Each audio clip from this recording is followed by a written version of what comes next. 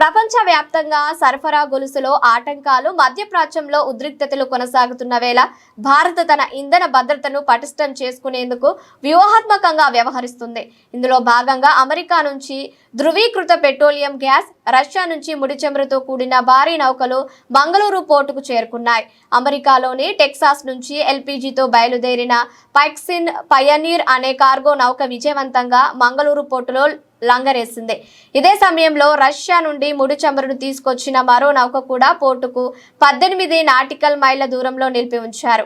Single point మూర్టింగ్ వ్యవస్థ ద్వారా ఈ చమురును పైప్ లైన్ లోకి అక్కడి నుంచి Mangaluru refinery and petrochemicals limited కు తరలించనున్నారు.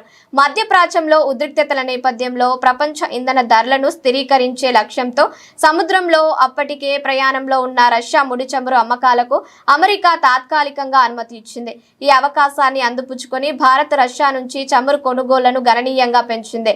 ఇరాన్ ప్రమేయంతో నెలకొన్న వివాదాల వల్ల సరఫరాలో ఆటంకాలు ఏర్పడటంతో భారత్ ఈ చర్యలు తీసుకున్నట్లు తెలుస్తోంది.